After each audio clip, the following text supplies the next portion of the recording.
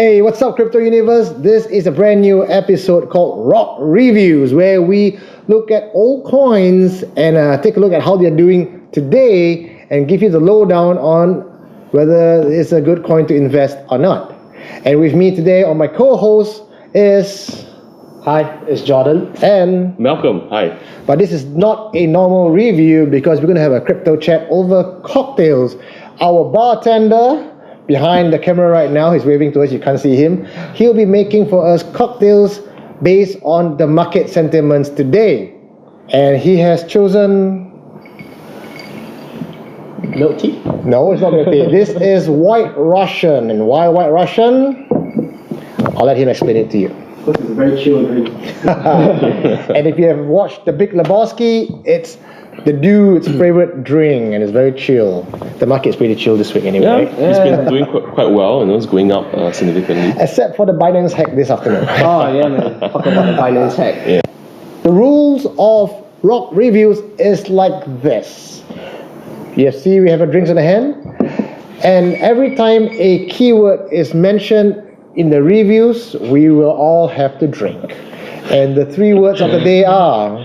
I choose decentralized. What do you choose? Revolutionary. And I'll choose proof of stake. So anytime these words are mentioned in a review, we drink. In fact, you guys watching at home, get yourself a drink and join us in this lecture.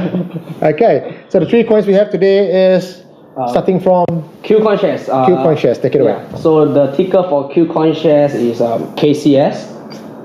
They are ranked 52 on CoinMarketCap. Exchange-wise, I think they're on, let's see, I think they're on number 30 on the exchange. That's not too bad. Not too bad, yeah. It's not too bad. I mean, you got to look at exchanges like Binance, which is trading at about 100 over million. These guys are trading at about 41 million. Well, not too bad, quite substantial, about 40% of what they're trading at. Yeah, but nowadays the thing about exchange is that there are so many exchanges. Yeah. You'll never know, like, look at Binance, every other day there's a maintenance or there is a hack going on, just like today. So what I like about KuCoin is that as long as you hold their coins, you get a dividend in that way. Okay. Yeah. What's that called? They call it the KuCoin bonus. KuCoin bonus. Where does the dividends come from? Okay, so this dividend works is every time there's an exchange, there's a trade being done on the exchange, they pay you a fee. Okay. They pay you a percentage of that fee. Okay. So the percentage of that fee is tagged to the number of KCS or KuCoin shares that you hold. Ah, I see. Yeah. Personally, I hold about 500 coins. I get about 10 cents a day. Wow, baller! So basically, I'll be a millionaire in probably 1,000 years' time. Yeah, but I think 10 cents a day is not too bad for a bear market. At least you are still growing some coins. Okay, yeah, true. Definitely. And then what I love about them is every other day when they release a new coin, they run a bounty, like a competition. And all you have to do is just retweet. That's it, and you just get paid. You get paid.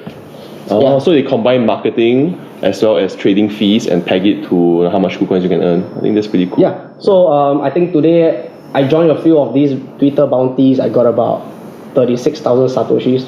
Hey, Do you even care about the technology, or you just go down because there's dividends payout? I think my opinion is for exchanges, they are pretty straightforward. I think really is how they incentivize users to continue using their platform. From what I can see, what I can hear is not only do they provide you liquidity, which is the basis of a exchange, but they also provide coins to enter their exchange, some marketing efforts that help to boost up coins. So it makes perfect sense for them to do that. I think it's pretty creative. Yeah.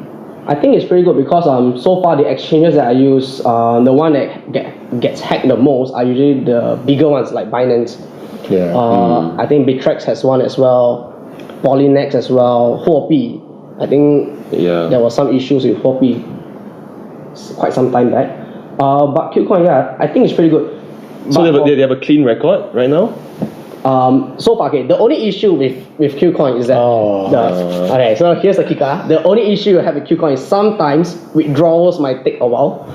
Be it you are withdrawing Ethereum, Bitcoin, or whichever altcoins, there might be a slight delay. That's about it. I mean, if you can live with that delay, I think it's a pretty good exchange. Okay, fair enough. Yeah. Okay. I mean, that for security, I would definitely don't mind waiting. I think most important feature of any hot wallet that you use for exchanges, it has to be secure. I think the worst thing that any crypto investor can go through, the most traumatic thing, is really going through a hack, which is very, very painful. And I think about the thing about hacks is that every time there's a hack that comes in, it creates FUD.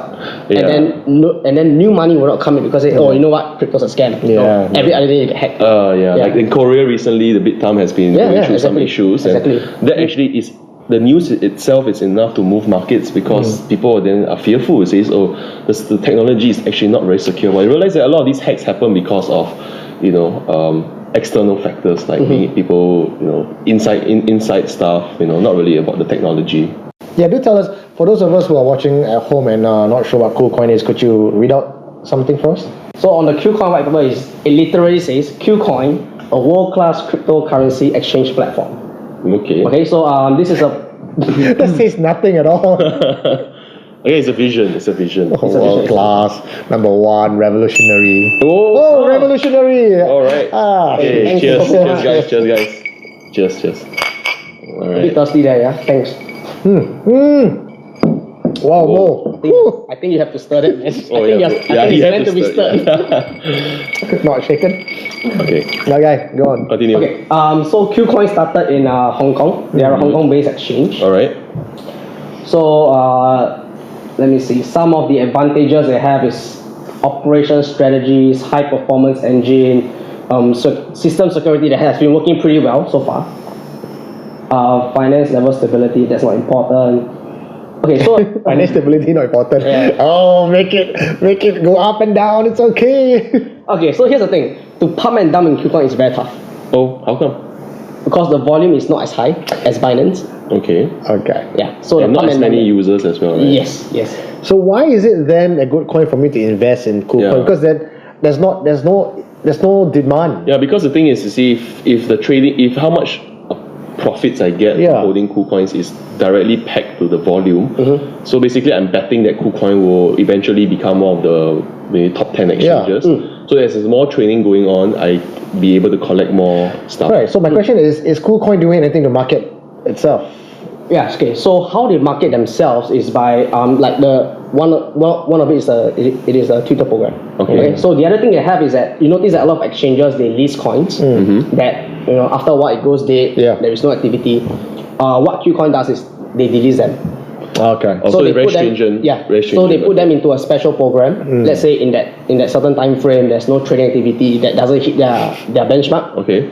It's the dead coin program. Okay. So technically, it is a dead coin. Binance basically KuCoin basically throws the ball back into the project so that the project needs to create enough marketing efforts and hype so that their own users will actually want to trade. Okay. So there's some integrity to the exchange. I like that. Okay. Fair play. Yeah, because what I noticed is that sometimes when you go to exchanges, there are coins that has been around for 2-3 years. And then it's just a flat line. It's the kind of line you don't want to see. It's the crypto graveyard. Man. It's as good as a dead person there. Okay. Is there anything else to that? Yeah. So they do have a buyback mechanism that they just kicked in. I think last quarter. Okay. So KuCoin started in September 17. Alright, so quite recent. Yeah, quite recent. Okay, so they have 100 million coins that will be circulating. Right now they are on 90 million.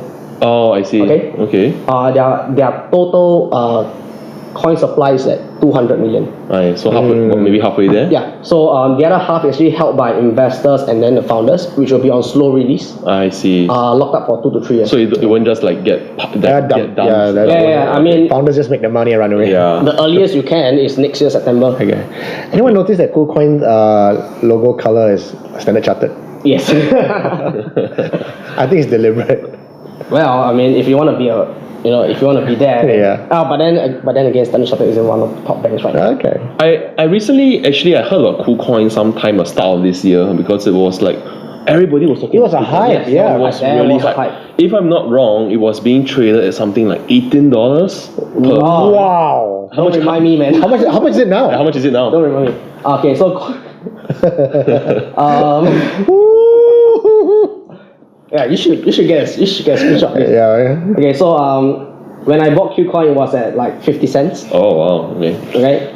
It went up to $18. Yeah, Do you sell? This is about- $19. All right. So I sold the way down. So like 19, 18. I sold a bit here and there, and right now it's trading at about 250. Oh, dude, I'm still in profit, man. Yeah. I mean, you bought in early too. 50 5 cents times, was- 5 times. 5x. 5x. 5x is gone. There's no more 5x now, right now. Maybe one question from me is, how do you spot such coins, or what made you want to buy KuCoin in the first place? Like, I bet when you bought it at 50 cents, maybe not many people knew about it. Okay. So what gave you the insight or the foresight to say, hey, this coin seems like a good coin for longevity purposes? Okay, so I'm the kind of guy that I like coins that give dividends or coins that are proof of stake. So you just cheers to chill you, man. and- Proof of stake. Oh, damn. Oh, proof of stake, that's right. Yeah, cheers. Yeah. But it's not actually proof of stake, right? No, it's not. Okay. Okay, so I mean, the amount of money they give you is based on a trading fee. Okay.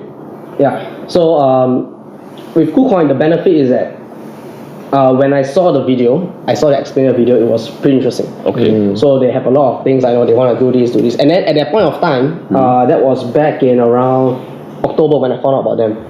There was not many exchanges around. I think Binance wasn't really popular yet. Yeah. I was trading on Bittrex, Polynex. Yeah. And then came KuCoin. But the question I have for you and KuCoin is, they came up with all that hype and all that promise. Did they deliver on that promise? They delivered in some point. Okay, so the only thing I was disappointed with KuCoin was they were the only one that was lagging behind in the app game.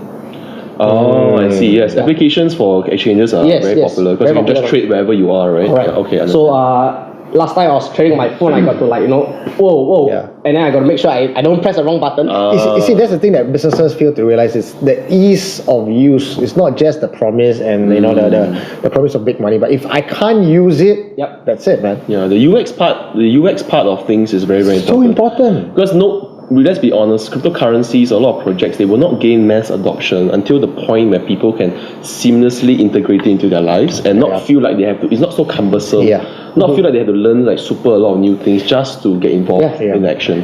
Especially when you put in 500, you just get 10 cents a day. That is not worth the effort. Actually I have $1,000 worth, but okay. I'm getting 10 cents a day, so maybe not so. It is what it is. It is what it is. okay. Shall we be looking at waves right now? Alright, so the next coin Waves. I would like to talk about is Waves. So Waves has been around for quite some time, and it is a platform coin, just like Ethereum. So many projects actually built on Ethereum because it provides them the ability to write smart contracts. It gives them a way for them to create their crowd sale and their token structure and stuff like that. Give utility to the token.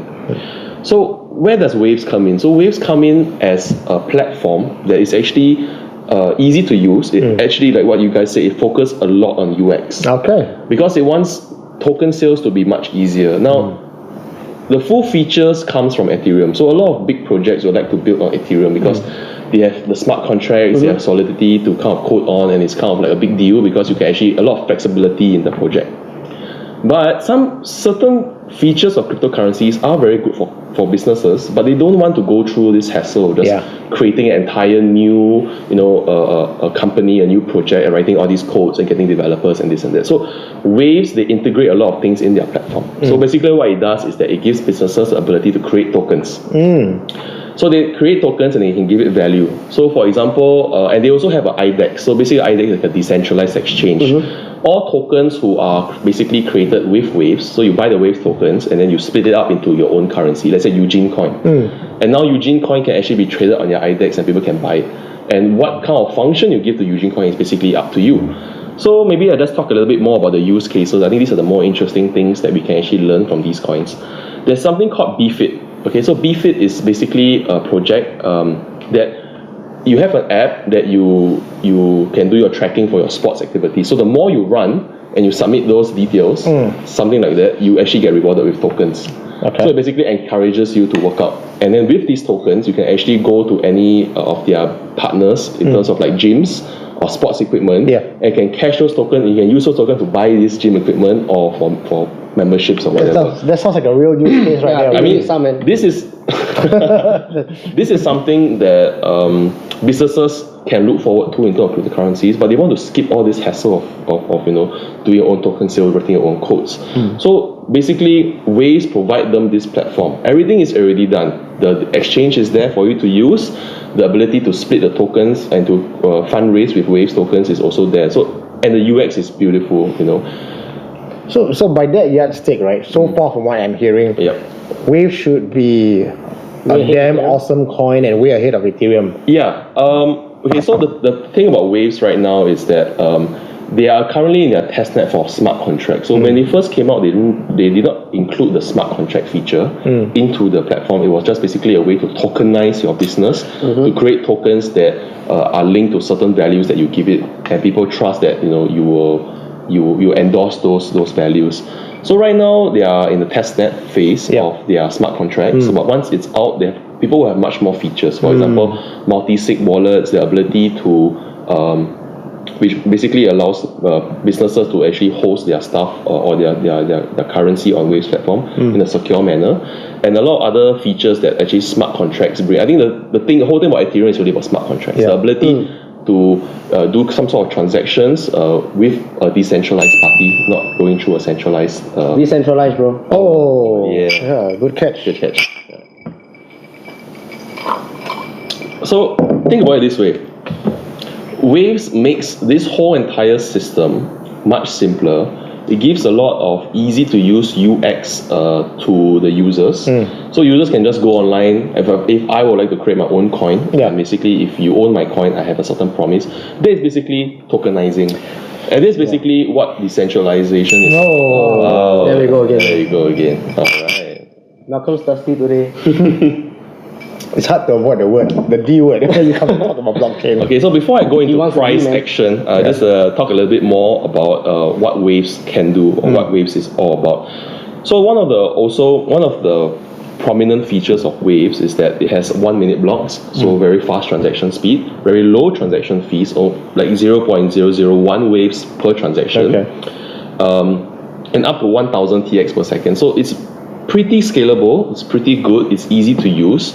It's just basically at the stage where people are trying to find more use cases to tokenize businesses for them to spread the adoption. And I feel that Waves is one of those coins or one of those platforms that a lot of smaller businesses can use. Like a lot of one of the biggest use case basically offering loyalty points. So let's say you have an e-commerce store. Instead of offering loyalty points that can only be used in your e-commerce store, you give them fractions of these Wave tokens. That you call it as a gear coin. So people can take this gear coin and can use it to actually shop on your e-commerce store to get discounts. But they also have the flexibility to sell these gear coins on their decentralized exchange. Malcolm's gonna get us drunk, man. And because you can actually now trade gear coin for other things, it kind of like makes this loyalty reward ecosystem very vibrant.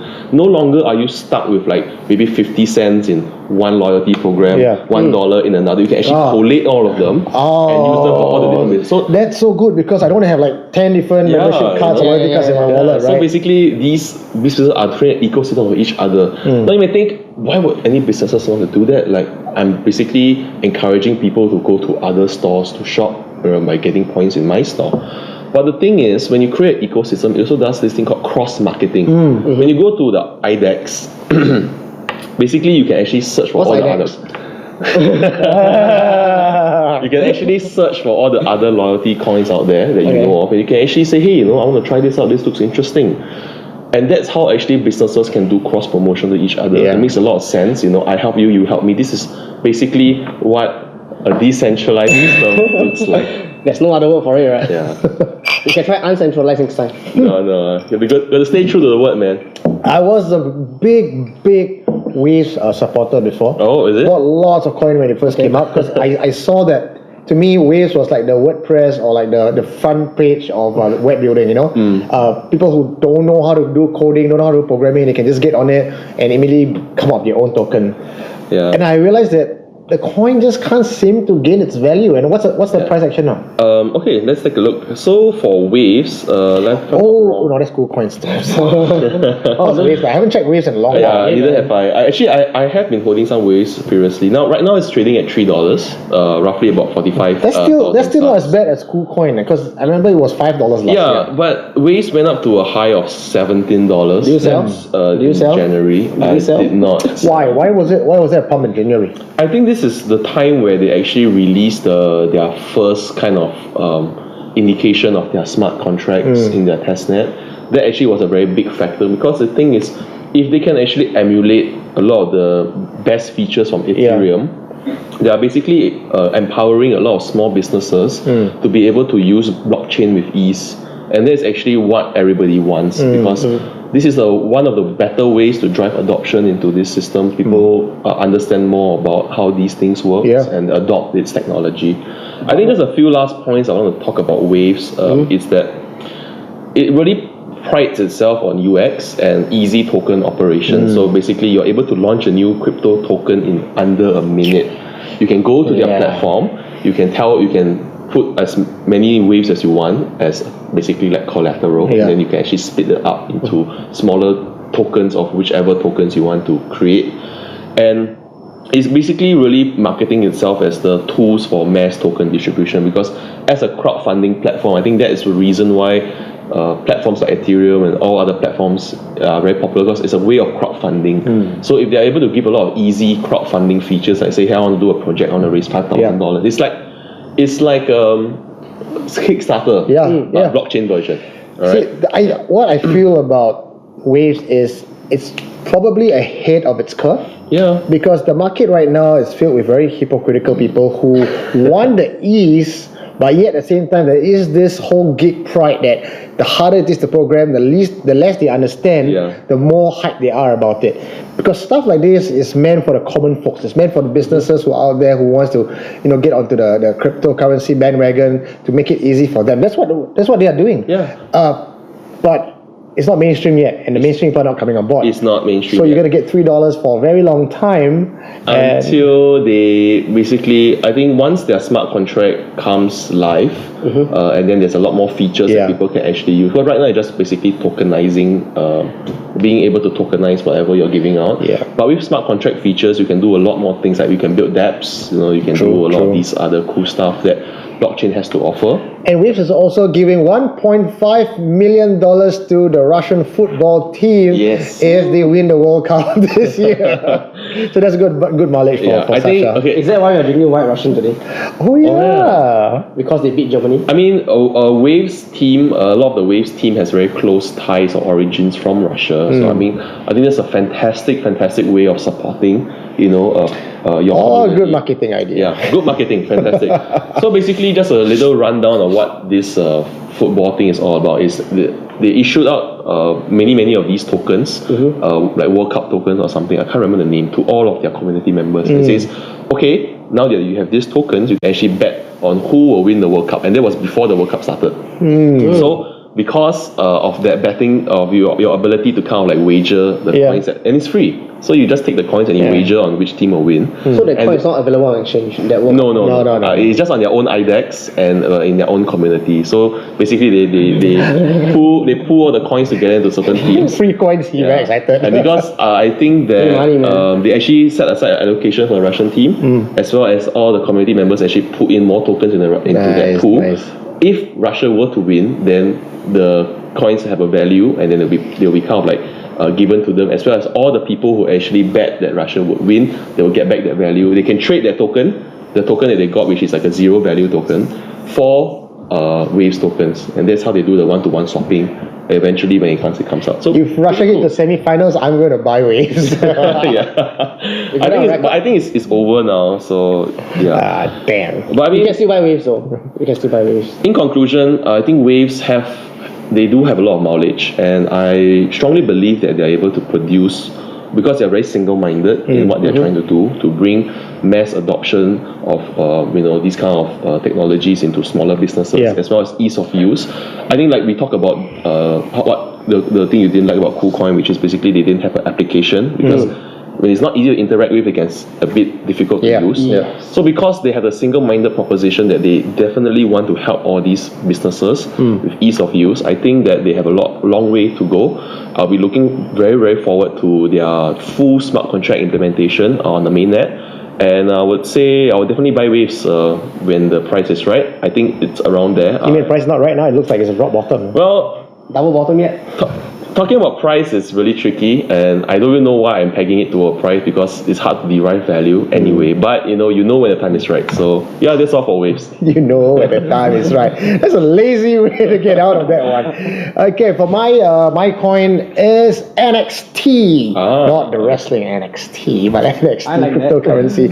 I love NXT. When NXT first came out, I was really on board. I love the idea of NXT because again, it's like Waves. It tries to be the cryptocurrency 2.0 where anyone and everybody can just come in. It's a one-stop shop. It gives you the wallet, it gives you the exchange, it gives you everything that you need to create your own cryptocurrency for yourself. And the confusing thing about NXT, even when I was trying to understand it, was there's NXT, then there's Ardor, then there's Ignis, and it's like each one of them have their own token, but it all comes from NXT, which is the first tool or platform that allows anyone to just come in and drag and drop and create their own cryptocurrency. Oh, I think in that point, Waves was actually part of it was actually inspired kind of like built upon NXT. Yeah, so when I'm going to go to the price point first because that's usually what I look at on the coin market cap. And I mean, I love the technology first of all. Then I look at the coin, the coin market cap. No, but when NXT first came out, I was on it. I was buying NXT like. I think it spoke to you some way. Yeah, because I like the idea that it's a one-stop shop, made easy for everyone. Because can you imagine? Businesses from the kopitiam uncle to the SME to the entrepreneur, they can just jump on this and use it. Yeah, I think that makes a lot of sense. But when you look at the price point, it went up from as high as $1.50 from Ignis in January when it was launched first, and now it's down to 6 cents. Wow. Okay, It's a buy, man. Yeah, it's a buy. It also looks like the Bitcoin region. And we also look at Ardor, right? Now you look, Ardor came out here in October. It has a peak here in July 2017. It peaks in Jan as well. 18 when it was launched, right? Along with Ignis. And look at it where it is at now.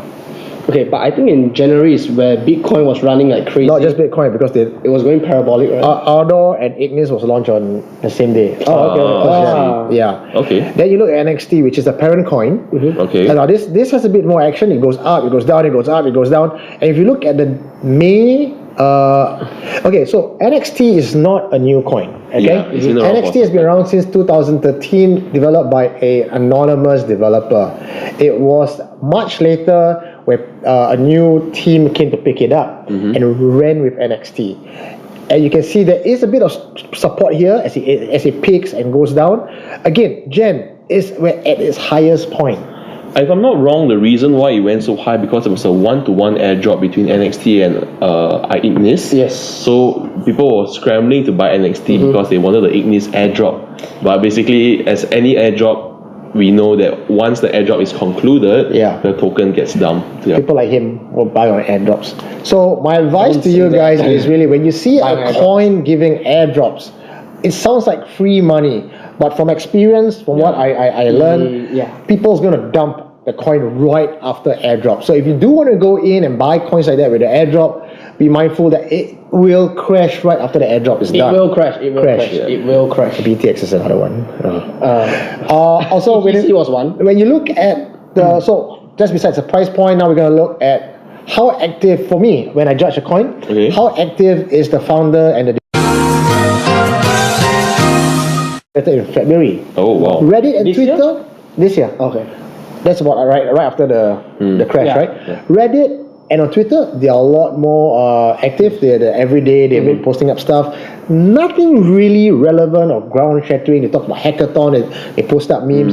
But at least they try. But nothing substantial enough for the market to be excited about. Okay. And when I look at NXT on YouTube, it's very disconcerting because a lot of the NXT shillers and the supporters and positive investment opinion pieces just was 6 months ago, 7 months ago, and there was nothing else 3 years ago. So I guess people kind of lost the momentum for. But that's the thing with crypto, because the current scene right now, I'm not talking about the project, I'm talking about meta gaming, the cryptocurrency scene. People don't care about the projects. Wave is good. I like Waves. NXT is good. It's sound. Developers are active. But people don't care or don't understand the project. They buy on the hype and then they dump it after. I think that's one of the real crux of the issues. In order for true technology to kind of like kick off, people must know that what the technology does, and feel inspired about what it can do in the future, not just what it can do today. I think this is a very it's very common across all investment kind of like sentiments, where people just buy based on gut feel or the market hype, because they want to make a quick buck. But I think I hope to see that in the crypto space, people making investments based on what they feel has longevity and are able to produce the things that they set out to do. To support the project. But of course, that is very ideal. I have to be very honest myself as a trader. I do have a sum of money on my portfolio that I use to catch on to the hype train. But I try my best to have a portion of it that really focuses on coins that I believe in. So I think in conclusion, one other point. One of the reasons why I think NXT didn't take off is, you remember we said about Waves and NXT, businesses can come in and build their project on these platforms. The projects that they've been building on NXT are crap. I can't find a good, even I look at a page right now on NXT's page, they're like things like Apollo and coins, and even the founders themselves look at the codes and say, no, this is not a good coin.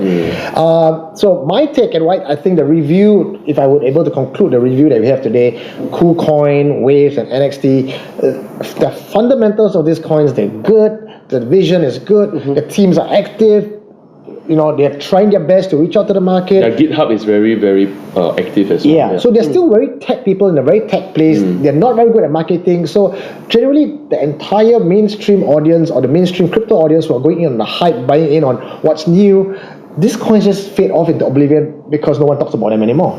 And the founders themselves, they are so focused on development, they're not focused on marketing. So if I were to stake my coin in this and what I would review NXT and possibly from what I hear about Waves as well, these are the kind of coins you want to buy in when it's really cheap now. Forget about it for a number of years until they picked up again. So it's not going to be moon coin overnight. Those days are gone. But I personally find that these coins have some inherent intrinsic value of what they're trying to do, and they're constantly moving the project forward. Their beliefs, they must have a vision, and when you buy into their vision, you also must know whether the team are able to execute it. And I think that NXT, they have been around for a long time. They have been around for a while. And their technology seems pretty sound, so I'm quite looking forward to see what NXT does. NXT is 10 cents today, guys. 10 cents. What was the peak price? $1.50, I think. 172. Damn. Hey, the market cap is pretty okay. This one, right?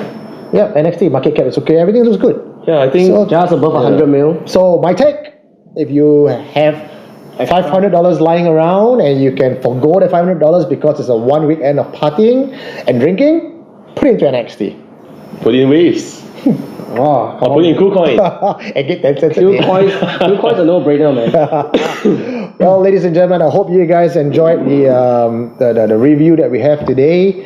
And leave us a comment. This is not a one-sided kind of interaction. We want to hear from you. Do you agree with us? Do you disagree with us? Do you think our review is bollocks? Let us know. Let us know. Sorry we didn't get you drunk today based on the number of words that we have, but maybe next time we'll try to change the system. We'll let you guys decide. If you have some words that you want to use, And for you guys, do us a favor, because it's a lot of coins for us to try to research and we just can't, we're spoiled for choice. Leave us a comment below, tell us what other coins you want us to review, and we'll get back to you next week. Cheers, guys. Alright, revolutionary. Decentralized. Proof of stake. That's my favorite, man. Proof of stake. We should do proof of stake. Rock the Block Live is a broadcast channel for the busy crypto enthusiast who wants fast-paced and thought-provoking news on the go.